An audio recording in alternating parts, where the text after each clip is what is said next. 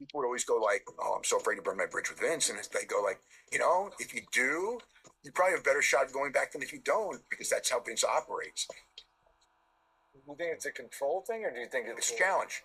I think it's a challenge. If you knock him, I he's can going to agree want with to that. prove at the end that you'll come back to him. I can agree with that. I don't think my Almost personal like an feelings abusive have ever relationship. gotten in the way of doing good business. Well, there's one thing I've learned from the Montreal screw job. It's nothing sweeter than a good double cross. I'm in business. And business comes first. Plus Brad who came back. From a general public standpoint, I think the hottest period they ever had would have been 98 to 2002, when they were from WCW and then killing WCW. And then after that, after WCW went down, the whole business went down. During the periods with no competition, wrestling's a lot less interesting. And as far as the creative end, they fell from their peak. At that time, riding the lightning bolt, I'm on fire, but I was frustrated with the creative process. There were some times when Seafood. This is toward the end with Stone Cold. Steve Austin decided he had pretty much had enough of the wrestling business. This is how they ended him. He decided that he didn't want to do it no more, as he will explain here. But also, to Dave Meltzer's point, how wrestling is a little bit more exciting when they do have competition. Now, I don't know if it's really competition, but AEW is at least an alternative product that you can watch. They have wrestling stars as well from around the world. They have big names. I still think the WWE product is better, but at least it's something else to watch and other places for guys to work. So, it's not just the monopoly of WWE. Wrestling was really good when you had all kinds of options. Like when I was small, I'm from Detroit, so I would get some of world-class championship wrestling, a little bit of international championship wrestling. We could get the NWA, and the AWA.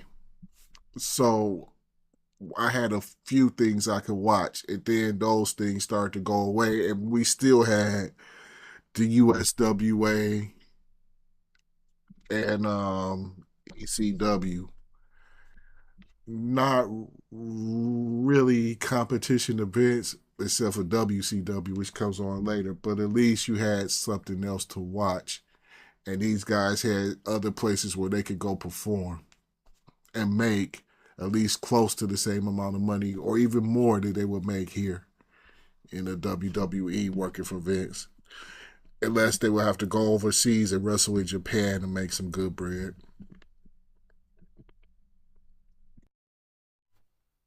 Idea, and he would go, I never say this. I don't like it. I don't like the creative. Steve, lay it all on the line here. Give us the bottom line. Bottom line is everything sucks. I'm not happy with the direction Stone Cold Steve Austin's going. I ain't happy with the direction Stone Company's going. Things were not good at that point for Vince and I, but also I had a lot of injuries. I decided I've had about enough. Probably be in the best of my interest to ride off into the sunset. He was a huge star, and he's gone. It's a very malleable product, the WWE. Stars leave all the time. Someone like The Rock, because he took off in the movies. The Rock, him and Austin were probably 1 and 1A as far as being the top names in the company. Both of them were gone by 2004, and so now it's time to make new stars. So there was an infamous promo where This Vince is was already addressing the proven he Raw could do roster. it. More than any one quality that makes me the successful man that I am, I would have to say that one quality is... And he's a ruthless aggression. Ruthless aggression. He gave a speech to the entire cast of performers would be like, guys, we are searching. This is the time. I need someone with ruthless aggression. Who has enough ruthless aggression to make the necessary sacrifices? I'm looking for someone who's gonna like, okay, I'm the fucking guy. You want to become a superstar. At that time, I was, new and up and coming talent, so wasn't there for the on-camera speech. But like 3 days after that, I was just at a television taping where The Undertaker couldn't make it. Come on, guys, there's got to be somebody back there that wants to seize the moment. I needed somebody. And one person in the production meeting was like, how about John Cena? And that's how I got my first televised match.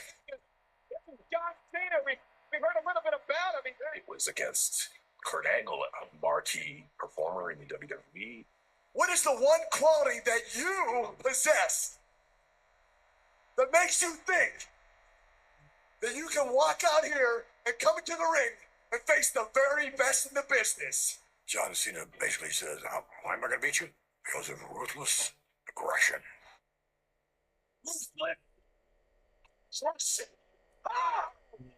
So And then he hauls off on Kurt Angle. John Cena is proof that Vince can just make stars. Not that he isn't talented, because he is. But you lose Stone Cold, you lose The Rock. What now? What now? You lose Hulk Hogan. What now? And he continued to answer the questions. He gave the pep speech. I'm looking for somebody. And John Cena pretty much took the ball and started to run.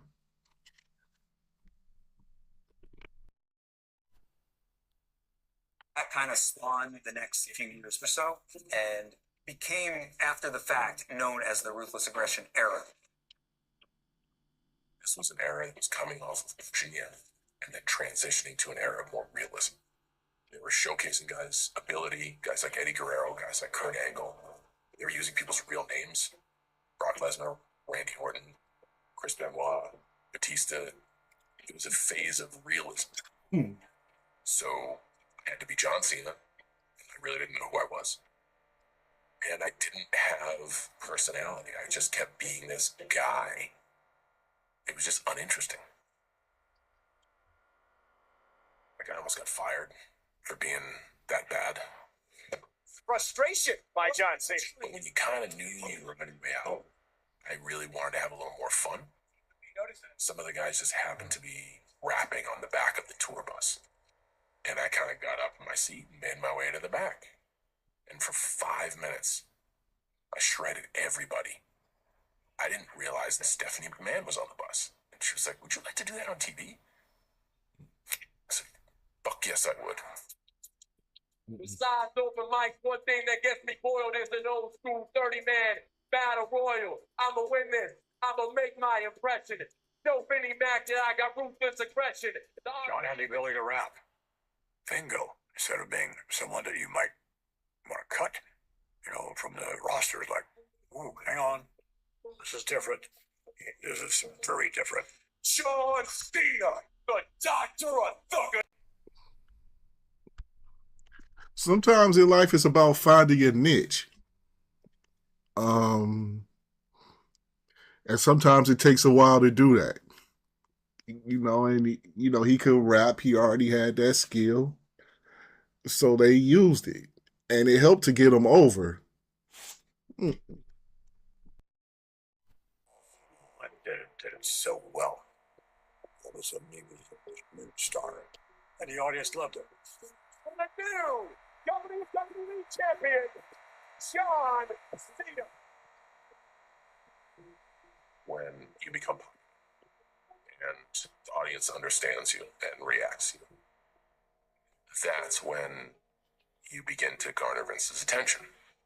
You come myself, you come out here, you say what's on your mind, you don't give a damn about anybody else, do you?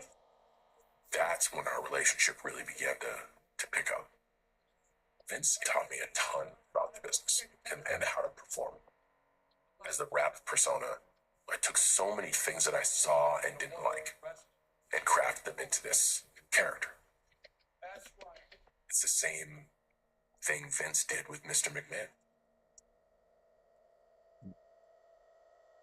In terms of getting heat with my character, Mr. McMahon, one of my problems and one of my assets in life is when I think about doing something, I go try it.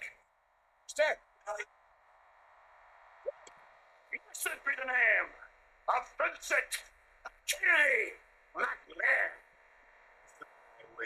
Damn! Was there ever a point during that time where you got Push the the script kid or in something watching. where just like, this is too far? Yeah. Screwed your brains out. And then Vincent made me do it anyway. There was a bit of a concern amongst performers that if you didn't do what you were asked, that you would get punished. And yeah, it did happen to some on occasion, sometimes. There was one time where I was the champion at the time, and then suddenly I was in a scene where I was going to be making out with a female, which I didn't think my character wanted to do. Was it a coincidence that I lost the championship the next week? Maybe. Maybe I got punished. I'm not sure. You said there were a few times that you said no. Do you remember some of the things you said no to? Yes. Yeah, there were a couple, but yeah, I'm not gonna tell the one. So one of my storyline ideas was that Stephanie gets pregnant, and I think I was the one who impregnated her. My character. I think it was something like that. It was like, no, that one didn't make it.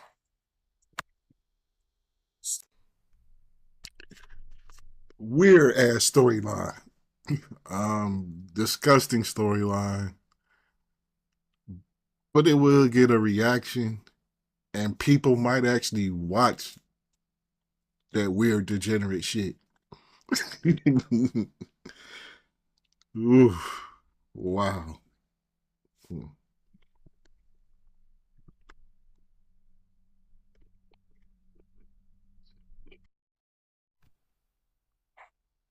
Mr. McMahon, the character Vince McMahon, the boss of WWE, and her father. It's hard to separate. I call him Vince in business, and I call him Dad at home. My father is different than my boss. My boss can be tougher than my dad. He expects results. He demands results, especially from his family. Vince, he didn't want to do total nepotism.